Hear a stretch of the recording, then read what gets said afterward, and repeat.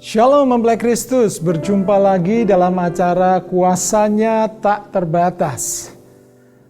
Kita masuk di bulan April dan satu visi baru untuk Gereja Betani Salatiga adalah Neighborhood Encounter. Menghadirkan Kristus di antara sesama. Kami berharap acara ini menjadi berkat bagi saudara, mengubahkan hidup saudara. Saudara bisa menyembah Tuhan bersama-sama, saudara bisa mendengarkan kesaksian, mendengarkan kebenaran firman Tuhan yang melandasi kesaksian tadi. Nah, saudaraku, di bulan April ini berbicara tentang kehadiran Tuhan di tengah-tengah sesama kita. Saya mau mengutip satu ayat firman Tuhan dalam Matius 22 ayat yang ke-37 sampai dengan 40. Yesus menjawab begini, pada saat ada seseorang bertanya, hukum manakah yang terutama dan yang utama? Jawab Yesus kepadanya, kasihilah Tuhan Allahmu dengan segenap hatimu dan dengan segenap jiwamu dan dengan segenap akal budimu. Itulah hukum yang terutama dan yang pertama.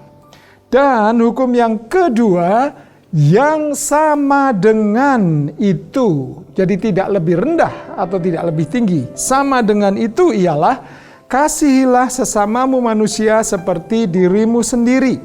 Pada kedua hukum inilah tergantung seluruh hukum Taurat dan kitab para nabi. Yesus menekankan bahwa mengasihi sesama itu sama nilainya dengan mengasihi Tuhan. Kita tidak bisa mengatakan bahwa mengasihi sesama itu lebih rendah.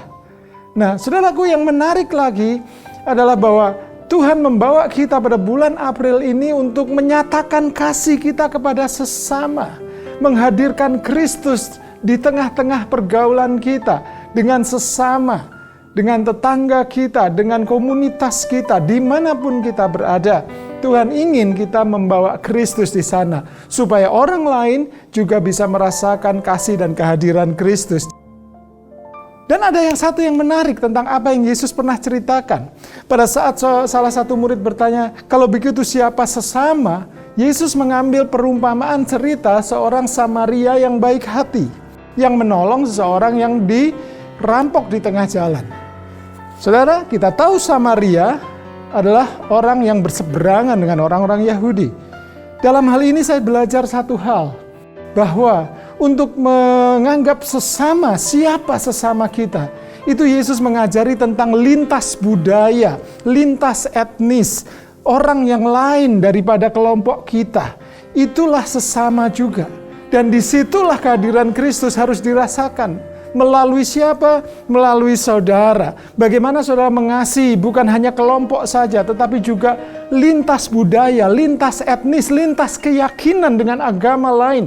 Kita berbicara tentang humanity, kemanusiaan. Setiap manusia berhak untuk merasakan kasih Kristus. Dan kita diutus untuk membawa kasih Kristus, terang Kristus ke tengah mereka. Oleh sebab itu, apa yang harus kita lakukan? Kasih mereka. Layani mereka, hormati mereka, belajar untuk bertoleransi, belajar untuk memahami. Disitulah akan terbit terang Kristus. Mereka akan melihat perbuatan kita yang baik dan mereka akan memuliakan Bapa di surga. Itu tugas kita untuk membawa Kristus di tengah-tengah sesama. Mari sama-sama kita nikmati acara KTT ini, biarlah itu juga mengubahkan hati kita untuk semakin ingin melayani sesama. Mari kita berdoa. Tuhan, kami mengucap syukur, kami membuka hati kami untuk setiap pujian, penyembahan, dan kesaksian maupun pengajaran firman, supaya itu mengubahkan kami. Sepanjang bulan April ini kami mau belajar untuk melayani sesama, untuk menjadi berkat bagi sesama. Tuhan sendiri yang memampukan, dan kasih Tuhan yang memancar melalui kehidupan kami. Terima kasih, berkati semua mempelai Kristus yang menyaksikan acara ini, dan biarlah kasih Tuhan menjamah dan mengubahkan kami. Dalam nama Yesus. Amin. Tuhan memberkati. Shalom Bapak Saudara yang terkasih dalam Tuhan Yesus Kristus. Saya mengajak kita untuk memuji besarkan nama Tuhan Mari menyembah bersama-sama. Karena sadari bahwa Allah kita lah yang luar biasa, yang selalu memberkati kita dengan kasih setia-Nya. Mari kita sama-sama memuji Dia.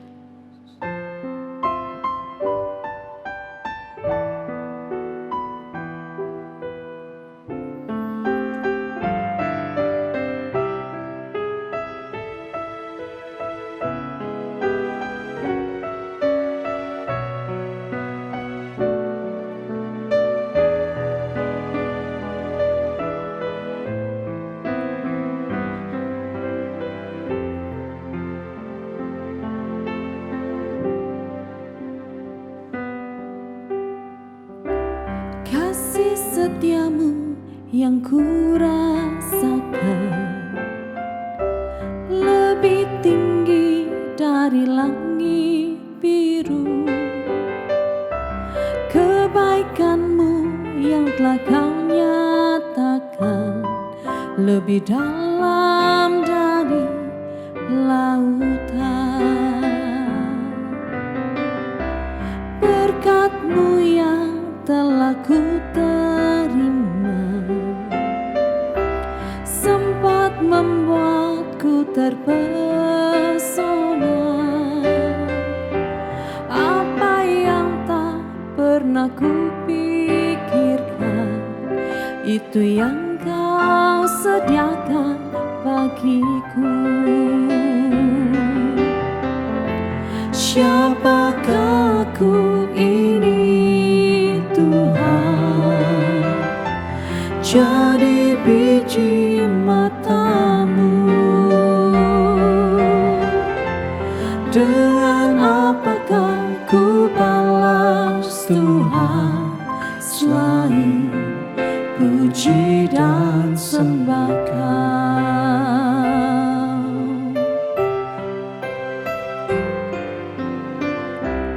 Kasih setia-Mu yang ku rasakan lebih tinggi dari langit biru. Kebaikan-Mu yang telah Kau nyatakan lebih dalam dari lautan. Berkat-Mu yang telah ku terima sempat membuatku terpesona. Apa yang tak pernah ku pikirkan, itu yang Kau sediakan bagiku.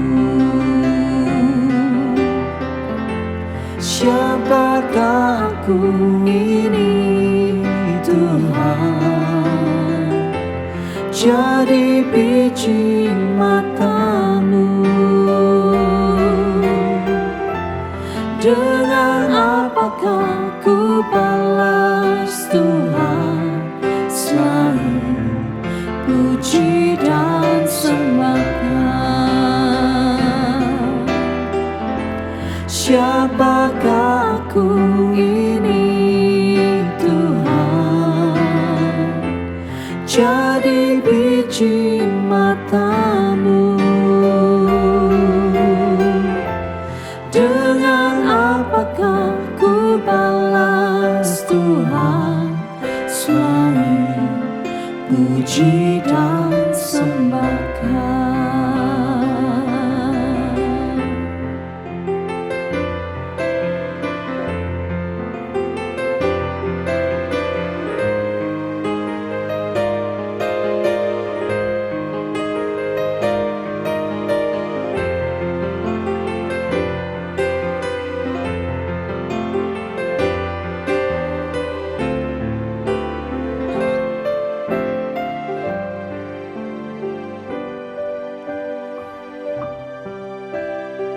Kasih setia-Mu Tuhan sungguh nyata dalam kehidupan kami. Dan kami mau terus Tuhan menyenangkan hati-Mu dengan pujian kami, dengan penyembahan kami. Ini merupakan ucapan syukur kami kepada-Mu Yesus. hanya Engkau yang layak kami sembah, hanya Engkau yang layak kami tinggikan. Oh Yesus, Kau segalanya dalam hidup kami, yang terbaik Tuhan. Terima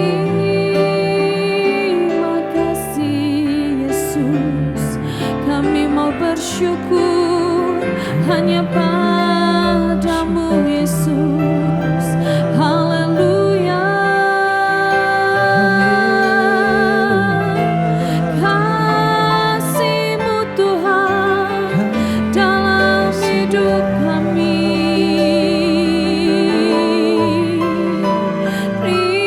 Terima kasih Tuhan.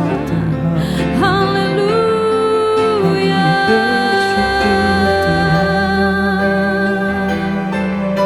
Yesus, Kau yang terbaik, Kau beri yang terbaik. Kami mau bersyukur. Haleluya, haleluya.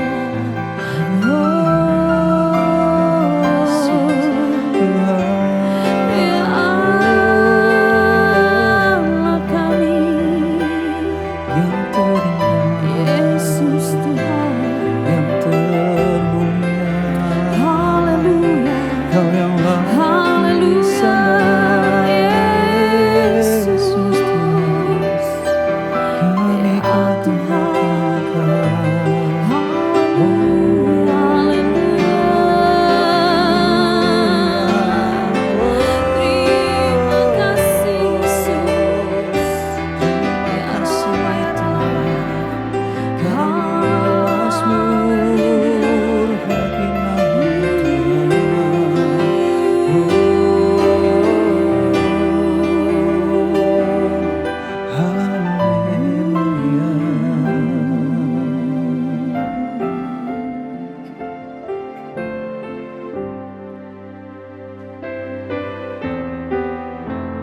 Siapakah aku ini Tuhan, jadi biji matamu. Dengan apakah ku balas Tuhan selain puji dan sembah.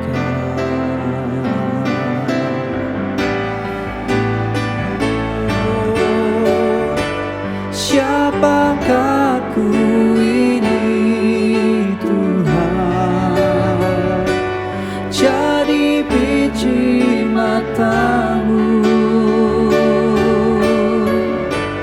Dengan apakah ku balas Tuhan selain puji dan sembahkan.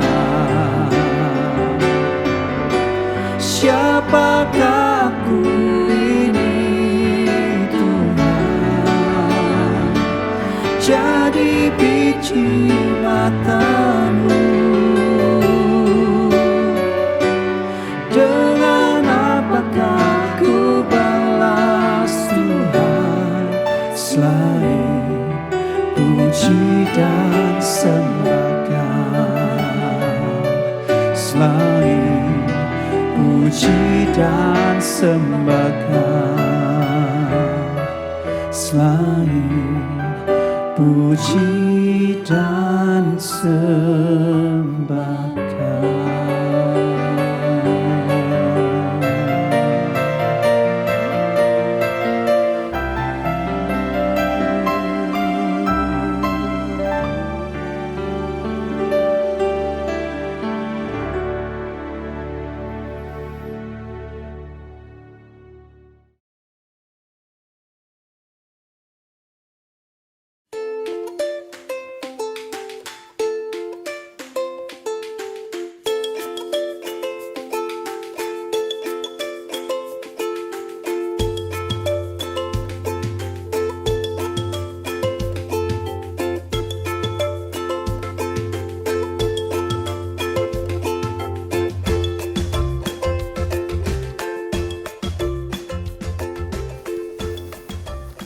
Shalom, salam sehat, tetap ikuti protokol kesehatan. Salam dari kami, keluarga Rumah Singgah Salatiga. Saya Yesaya Eliakim Teryono, sering dipanggil Wowo, dan ini istri saya. Shalom, nama saya Lestari. Kami berdua mengurus Rumah Singgah Salatiga ini. Kami menampung, mendidik, menyekolahkan anak-anak Rumah Singgah Salatiga. Kami mencari anak-anak untuk bisa tinggal bersama-sama dengan kami, tinggal serumah. Apa yang anak-anak makan, itu juga yang saya, istri, dan keluarga kami makan. Dan kami mau memiliki satu konsep, anak-anak tinggal menjadi anggota keluarga kami. Sehingga anak-anak bukan kami taruh seperti anak-anak tinggal di satu asrama, sehingga mereka punya pembagian-pembagian kerja. Kami hanya mau mereka anggota keluarga kami. Anak-anak yang tinggal bersama-sama dengan kami ada dari berbagai macam daerah, dari ujung timur Indonesia sampai barat Indonesia. Kami menampung mereka dari anak-anak yang siap untuk masuk dalam sekolah. Jadi kami mencari anak-anak yang sekitar umur 4-5 tahun sampai mereka kuliah, dan ketika selesai dengan kuliah, anak-anak kami kembalikan kepada orang tuanya. Anak-anak ini tinggal dengan kami dan mereka harus ada keluarga yang menyerahkan kepada kami. Karena kami mau kepada orang tua ada dua hal, yaitu hak dan kewajiban. Kami tidak mengambil hak orang tua terhadap anak-anak, tapi kami mengambil kewajiban dari orang tua untuk menyekolahkan anak-anak. Ketika kami belajar panti asuhan yang satu kepada panti asuhan yang lain, kami melihat ketika ada panti asuhan Muhammadiyah, di sana saudara-saudara Muslim semua, tidak ada yang Nasrani. Ketika kami masuk pada panti asuhan Terang Yesus, tidak ada anak-anak Muslim di sana, semuanya Nasrani. Berawal dari itu, kami ingin untuk kami bisa membuat sebuah tempat di mana anak-anak tidak harus dibedakan dari ras, suku, dan agama. Dan dari itu kami memakai nama Rumah Singgah Salatiga yang tidak harus dibatasi oleh suku, ras, dan agama. Kami membuatnya bukan menjadi sebuah asrama sebagaimana panti asuhan yang ada. Kami memakai rumah singgah karena kami mau konsep keluarga yang ditambahkan bagi kami. Anak-anak datang kepada kami, ditampung, tinggal bersama-sama dengan kami, menjadi anggota bagian keluarga kami. Kami adalah orang tua bagi mereka. Mereka bisa duduk di pangkuan kita. Mereka bisa menangis di bahu kita. Kita sediakan tangan kita untuk memeluk mereka. Ini yang bisa kami berikan bagi mereka, yaitu menerima mereka apa adanya. Seperti Tuhan juga sudah menerima kita apa adanya. Kami bersyukur sebenarnya beberapa kali kami sudah menjadi Yunus pada zaman sekarang. Kami ingin menutup rumah singgah dan mengembalikan anak-anak. Pada kali yang pertama ketika kami kembalikan anak-anak, Tuhan dengan cepat memberi kami anak-anak kembali. Pada kali yang kedua, cukup lama kami sebenarnya sudah mengembalikan anak-anak, sampai akhirnya kami bertemu dengan seorang hamba Tuhan, Bapak Hengki bersama dengan Ibu Riki, dan kami diminta untuk kembali merintis rumah singgah. Itulah awalnya kembali kami melayani anak-anak. Saat saya bertemu dengan Ibu Riki waktu itu di BMC dan kami ngobrol, akhirnya Ibu Riki mengatakan ayo dibuka lagi rumah singgah di Salatiga. Dan kembali Tuhan mengirimkan anak-anak bagi kami untuk kami rawat, untuk kami didik, untuk kami memberikan kepada mereka sebuah kesempatan untuk mereka menikmati pendidikan. Akhirnya dengan support dari Gereja Betani, kami memulai lagi pelayanan rumah singgah. Ya, semua hanya kasih karunia Tuhan. Lewat Gereja Betani, kami boleh kembali melayani, kami pulih kembali untuk dapat memberikan hati kepada anak-anak, juga kepada teman-teman FA yang juga sering membantu kami, menguatkan kami, sehingga kami tidak merasa sendiri.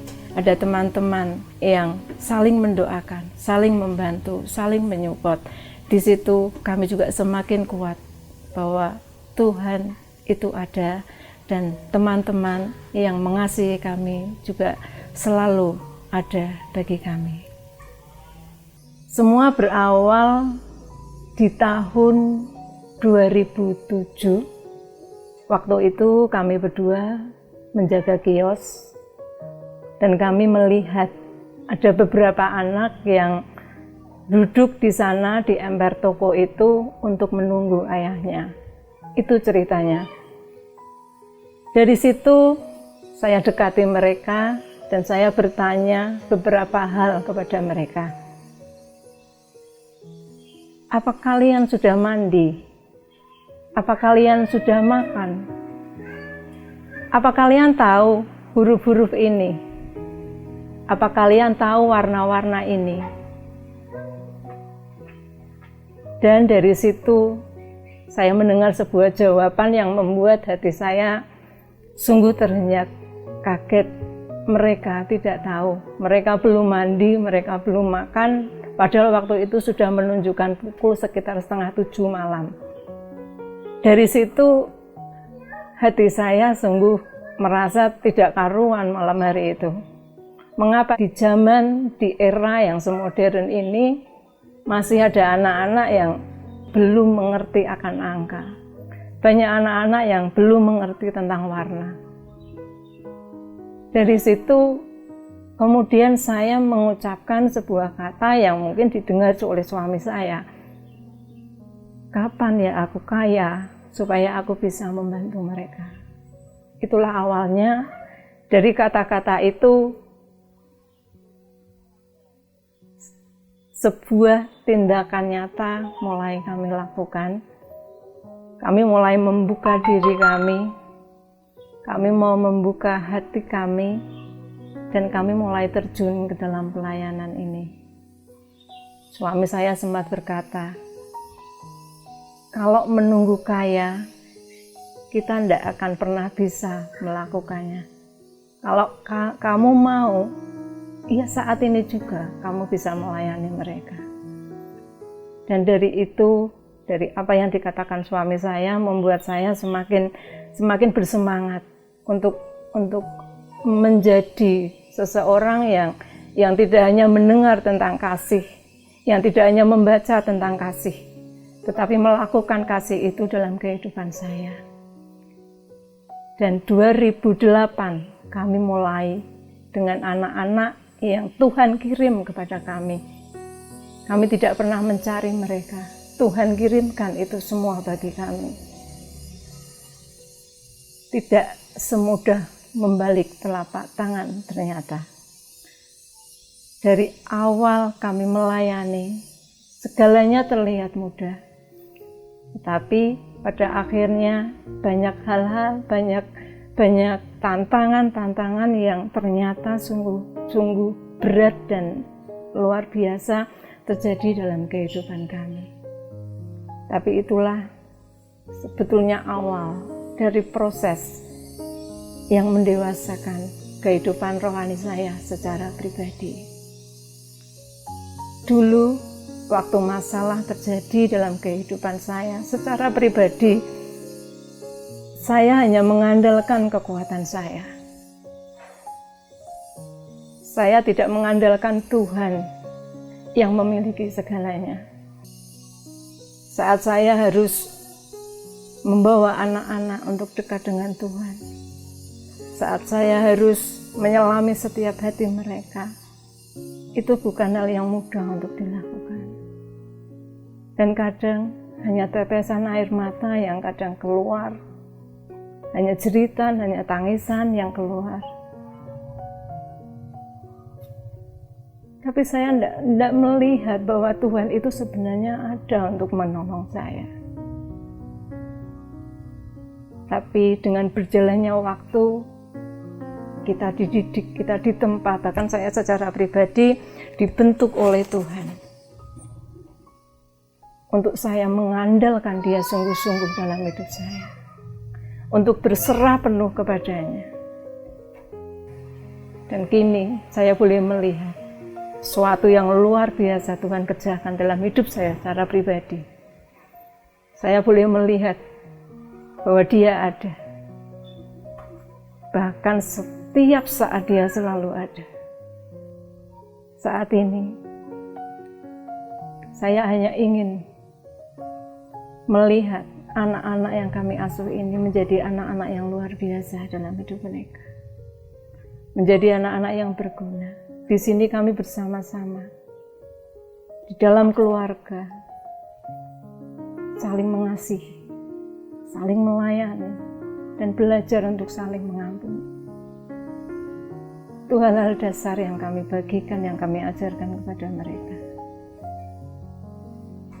13 tahun sudah berlalu bagi kami, dan kami akan terus menjadi orang yang melayani, mau untuk melakukan yang terbaik yang Tuhan mau dalam hidup kami. Perjumpaan dengan Tuhan secara pribadi itu sanggup mengubah setiap hidup kita. Dia mampukan saya untuk dapat menolong anak-anak yang kurang beruntung ini. Satu ayat firman Tuhan yang terus menguatkan hidup saya secara pribadi, yaitu di dalam Filipi 4 ayat yang ke-6. Janganlah hendaknya kamu khawatir tentang apapun juga, tetapi nyatakanlah segala hal keinginanmu kepada Allah dalam doa dan permohonan dengan ucapan syukur. Inilah yang saya pegang, ucapan syukur yang terus membuka tingkap-tingkap surga bagi kami. Kami bisa bersyukur saat kami ada. Kami juga bisa bersyukur saat kami tidak memiliki apa-apa. Dan kami terus ajarkan kepada anak-anak, apapun yang kau minta, apapun yang kau mau, kita punya lutut untuk bertelut. Kita bisa meminta kepadanya dengan ucapan syukur kita, dengan doa-doa kita. Ya, perjalanan panjang 13 tahun pelayanan kami untuk menampung anak-anak. Kami mendapatkan mereka dari berbagai macam tempat. Ada satu anak dari Papua, ada satu anak dari Pulau Nias, dan ada anak dari Gombong, dari Purwokerto, dari Pekalongan. Kami menemukan mereka dari keluarga-keluarga yang sedang mengalami sakit ekonomi, sehingga mengancam anak-anak ini untuk tidak bisa terus lanjut ke sekolah.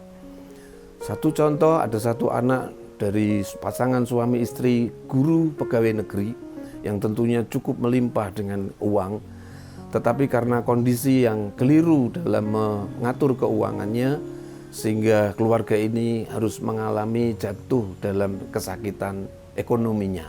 Sehingga anak ini nyaris tidak bisa masuk sekolah. Tetapi puji Tuhan, karena Tuhan mempertemukan kami dengan mereka, dan kemudian anak itu bisa bergabung dengan kami. Seperti sudah dikatakan istri, kami bukan orang yang mampu dengan pekerjaan yang menghasilkan banyak uang sebagai pengusaha, atau kami menerima warisan dari orang tua kami yang cukup banyak sehingga kami bisa gunakan.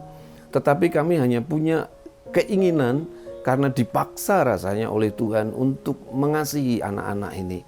Siapa lagi yang akan berbuat untuk mereka? Itu yang terngiang. Dan dari situ kami menampung mereka, mendidik mereka, menyekolahkan mereka. Kami bersyukur beberapa anak sudah melewati masa sekolah, bisa bekerja dengan baik, dan kemudian bisa mencukupkan kebutuhan keluarga mereka masing-masing. Dalam perjalanan itu bukan hal yang gampang, sehingga kami melimpah dengan berkat. Ada kalanya kami juga tinggal dalam kekurangan. Tetapi saya mau katakan, betul kami sering kali kurang, tapi kami bersyukur Tuhan tidak pernah membuat kami kekurangan. Karena ada anak-anak yang bersama-sama dengan kami. Ketika anak-anak pengen roti, mereka diminta oleh istri untuk berdoa. Ajaib memang kekuatan kuasa Tuhan. Tiba-tiba ada orang datang membawa roti seperti yang anak-anak inginkan. Pernah terjadi satu peristiwa yang buat kami itu sangat-sangat merasa membuat kami terpojok. Ketika anak kami harus masuk dalam studi lanjutnya, anak yang pertama masuk di Satya Wacana, anak yang kedua masuk di SMK 2, anak yang ketiga mau masuk TK. Kami sedang mengalami kesulitan keuangan, tetapi aneh, Tuhan berikan 3 anak lagi yang harus kami tampung. 1 anak masuk di SMA dan 2 anak masuk di SMP. Hal yang sulit bagi kami dalam hal keuangan. Tetapi sekarang kami boleh melihat kuasa Tuhan. Semuanya sudah kami lewati dan Tuhan mencukupkan bagi kami semua. Kami mampu menolong bukan karena kami kaya, tetapi karena ada campur tangan Tuhan yang bersama-sama dengan kami. Dia mencukupkan tepat ketika kami memerlukan dan tidak pernah kami berkekurangan. Anak-anak kami ajar, kami didik untuk mereka menjadi orang-orang yang berperilaku baik. Karena anak-anak kami tidak memandang suku, ras, apalagi agama. Semua kami tampung selama anak-anak itu terancam untuk tidak bisa melanjutkan pendidikannya. 1 anak kami terpaksa harus masukkan di kelas 1 SD meskipun dia sudah berumur 10 tahun. Tetapi kami mau anak ini punya masa depan. Bukan kekelaman, bukan masa depan yang suram. Tetapi dia bisa menatap masa depannya juga dengan baik. Bentuk seperti ini ketika kami berpikir kadangkala hal yang aneh buat kami. Tetapi itu yang membuat kami harus berjalan ke sana. Oleh karena penyertaan Tuhan. Oleh karena pimpinan Tuhan. Melalui media ini kami hanya ingin mengetuk hati Bapak Ibu Saudara. Bukankah di sekitar kita ada banyak orang-orang yang sebenarnya memerlukan kita. Ada banyak anak-anak yang mungkin terputus dari pendidikannya, tetapi kita menutup mata. Saya bukan orang yang mampu karena saya bukan orang yang ahli dalam mendidik anak. Dalam sisi ekonomi saya bukan orang yang kaya. Saya ingin mengetuk, mari kita melihat saudara-saudara kita yang ada di sekitar kita, mereka berkekurangan. Ada banyak anak yang putus sekolah. Campur tangan dari kita akan membangkitkan mereka, mengangkat mereka, sehingga mereka menjadi anak-anak yang siap untuk menyongsong masa depannya. Ada banyak anak-anak yang berkeliling dari satu traffic light, bangcu satu ke bangcu yang lain. Mereka hanya ingin untuk bisa membeli sesuap nasi. Apalagi berpikir untuk pendidikan mereka. Siapa lagi kalau bukan kita? Tapi saya berharap kita semua mampu untuk melakukan, membina, mendidik, mengasuh mereka menjadi anak-anak yang punya masa depan yang baik, masa depan yang cerah, masa depan yang gemilang, bukan kesuraman dan ketertinggalan dari dunia pendidikan. Ini hal yang kami bisa bagikan dan mungkin ada banyak hal yang istri saya bisa tambahkan kembali. Mengapa kami tertarik dengan pelayanan ini? Karena satu hal yang bisa kami katakan, yaitu kasih. Kami sungguh bersyukur dan kami tidak akan kecewa dengan apa yang sudah kami lakukan ini. Ini justru membuat hati kami, iman kami semakin dekat dengan Tuhan. Inilah cara Tuhan untuk membentuk kami. Kami tahu Tuhan punya 1001 cara untuk menolong umatnya. Dan ini salah satunya. Kami boleh terus melihat kuasa Tuhan dinyatakan dalam kehidupan kami. Satu hal yang tidak pernah kami lupa, waktu kami tinggal di batas kota, entah itu berapa tahun yang lalu, sudah sangat lama. Kami tidak memiliki uang sama sekali untuk berangkat ke gereja. Akhirnya, jam 6 pagi, kami berjalan bersama-sama dengan anak-anak untuk berangkat ke gereja. Dan itu pengalaman yang bagi saya luar biasa. Tidak semua orang bisa melewatinya. Saat mereka tidak memiliki uang, mereka tidak akan berangkat ke gereja. Tapi saya dengar dari salah seorang pendeta atau hamba Tuhan yang mengatakan, taruh hatimu di gereja dulu, baru engkau berjalan mengikutinya. Dan saya lakukan itu. Saya bawa anak-anak setiap minggu untuk ke gereja. Meskipun saat itu kami memiliki ataupun tidak memiliki uang sama sekali. Ada banyak orang berkelimpahan dalam hidupnya, tapi mereka tidak datang untuk menyembah, untuk bersyukur kepada Tuhan. Itu sangat disayangkan. Mari bersama-sama juga saya ingin mengatakan ini untuk saudara semua, bahwa kasih Tuhan luar biasa. Alami perjumpaan dengan Tuhan, itu yang akan membuat hidup kita menjadi semakin baik di hadapannya. Haleluya. Kami ingin memperkenalkan anak-anak kami melalui media ini, sehingga anak-anak kami juga bisa dikenal. Ini anak saya yang paling lama bersama-sama dengan kami, nama Farhan Abrori dari Desa Santen, Kecamatan Semowo, Bringin. Dia ikut dari umur 1 tahun 2 bulan, sekarang sudah kelas 5 SD. Lalu ini Wahyu Widayat, dia dari Gombong, sekarang baru kelas 1 SD. Ini Istiqomah dari Purwodadi, ikut dengan kami sejak umur 1 tahun 8 bulan, sekarang sudah kelas 2 SD. Ini anak kandung kami yang terakhir, yang kecil, sekarang kelas 3 SD. Di sana ada Tina Kurniati dari Pekalongan, bersama kami sejak masuk SMP dan sekarang sebentar mau lulus SMA, mau kuliah di UPH Jakarta. Dan di sebelahnya ada Diana dari Nias. Dia ikut kami sejak kelas 2 SMP dan sekarang kelas 1 SMA. Ini ada Ferdi Rifanda dari Temanggung, Paraan, Desa Kwadungan. Dia ikut kami sejak masuk SMK, sekarang sudah kelas 2 SMK. Dan ini yang paling kecil, bersama-sama dengan kami sejak umur 11 hari dan sekarang sudah umur 3 tahun dari Papua. Ya, ada beberapa anak yang mungkin tidak bisa bersama-sama, mereka ada yang bekerja sambil kuliah juga. Ya, itu perkenalan kami untuk anak-anak semua. Demikian yang kami bisa bagikan. Salam dari kami, Rumah Singgah Salatiga. Dadah. Ya.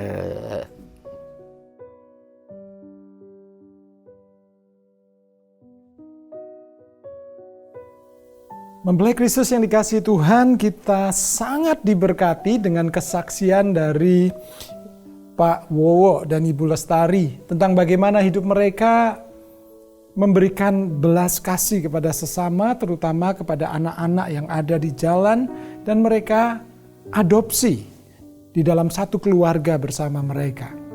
Itu indah sekali. Terus sesuai tema kita pada bulan ini, kita bicara tentang neighborhood encounter, menghadirkan Yesus di dalam lingkungan kita atau kepada sesama kita. Saudaraku, bagaimana orang lain bisa mengenal Yesus tanpa kita masuk ke dalam hidup mereka dan memperkenalkannya? Dan kemudian muncul pertanyaan yang kedua, bagaimana cara memperkenalkannya? Apakah orang itu harus diomongi terus? Orang itu harus dikuliahi atau dikhotbahi terus? Enggak, saudara. Ada satu pernyataan yang sangat indah dari Santo Fransiskus dari Assisi. Beliau berkata begini, kabarkanlah Injil dengan segala cara. Kalau perlu, gunakan kata-kata. Sudah tahu artinya ini dalam sekali. Bahwa Fransiskus dari Assisi ingin mengajari kepada kita untuk menyebarkan kabar baik itu tidak melulu dengan ngomong. Ngomong itu hanya kalau perlu. Jadi yang jauh lebih penting dari sekedar kita bicara adalah tindakan kita. Harus sesuai dengan kabar baik yang kita bawa. Harus sesuai dengan kasih Tuhan Yesus yang kita alami. Bertindaklah untuk melakukan kasih. Sama seperti apa yang dilakukan oleh Pak Wowo dan Bu Lestari ini. Ada belasan anak yang sekarang bersama-sama mereka. Dan yang indah adalah menyelamatkan satu anak berarti kita menyelamatkan generasi. Karena mereka lah yang akan memiliki masa depan. Kita bisa membangun sebuah pengharapan baru di masa depan melalui anak-anak yang kita layani. Anak-anak yang tersentuh kasih oleh kita. Saya ingat tentang kisah Timotius. Seorang anak yang mungkin secara parenting dia tidak sempurna karena ayahnya tidak pernah ada bersama dia. Ayahnya harus selalu pergi meninggalkan keluarga. Mereka juga dari budaya yang berbeda antara Yunani dan Ibrani yang mungkin seringkali malah bertentangan. Timotius secara parenting dia mungkin kurang. Tetapi puji Tuhan, ibunya dan neneknya, Louis dan Eunike, itu mereka memberikan sebuah parenting yang sangat indah, yaitu dengan mendekatkan Timotius kepada Tuhan. Dan jauh lebih dari itu, muncul sosok atau figur Paulus sebagai bapak rohani bagi Timotius muda ini. Anak muda yang mungkin kasihnya terluka atau kasihnya tidak sempurna, tetapi karena adanya penerimaan dari orang yang bertindak dengan kasih, memberitakan kabar baik dengan sebuah tindakan seperti Paulus, akhirnya mampu melahirkan Timotius di masa depan, yaitu seorang pemimpin gereja yang hebat, seorang hamba Tuhan yang dahsyat, yang berpengaruh, anak muda yang membawa dampak kerohanian yang dahsyat sekali. Tindakan yang perlu kita lakukan untuk anak-anak, kita sedang membangun generasi, dan tindakan itu adalah tindakan kasih Yesus kepada mereka. Saudaraku yang dikasihi Tuhan, daripada kita saat ini selalu menakutkan atau mengkhawatirkan bagaimana masa depan generasi, akan lebih baik kalau kita datang kepada mereka dan nyatakan dengan tindakan kasih. Menghadirkan Yesus kepada sesama, kepada anak-anak terutama, kita sedang menyelamatkan generasi. Saudaraku, saya ingat satu perkataan Tuhan Yesus tentang anak-anak, yaitu di Matius 18 ayat 5. Dan barang siapa menyambut seorang anak seperti ini dalam namaku, ia menyambut aku. Kalau saudara lakukan kebaikan kepada anak-anak, mungkin itu bukan anak saudara, anak orang lain yang butuh pertolongan, saudara menginvestasikan kebaikan di situ. Saudara sedang menginvestasikan kasih Yesus kepada mereka, dan di masa depan mereka akan mengenal Yesus. Dan bahkan Tuhan Yesus berkata, engkau sedang menyambut aku. Artinya, kita sedang melayani Tuhan pada saat kita melayani sesama. Tuhan memberkati kita semua, biarlah ini tidak berhenti sebagai pengetahuan atau bagi saya sebuah perkataan, tetapi biarlah ini menjadi sebuah tindakan. Tuhan memberkati kita. Mari kita berdoa. Terima kasih untuk kesaksian yang indah, yang menyentuh hati kami, yang menggugah hati kami, bahkan memotivasi kami untuk melakukan sesuatu bagi sesama, terutama juga bagi anak-anak di sekitar kami. Biarlah Tuhan Engkau taruh hatimu, Engkau taruh belas kasih-Mu, supaya kami boleh membawa hati-Mu, kasih-Mu kepada mereka yang membutuhkan, sesama yang membutuhkan, sehingga kasih Tuhan boleh mereka rasakan dan mereka boleh mengenal Engkau. Terima kasih, biarlah kasih Tuhan ini terus mengalir dan terus membara untuk kami boleh nyatakan kepada sesama. Terpujilah nama Tuhan yang layak disembah oleh seluruh manusia. Dalam nama Tuhan Yesus. Amin. Tuhan memberkati kita semuanya.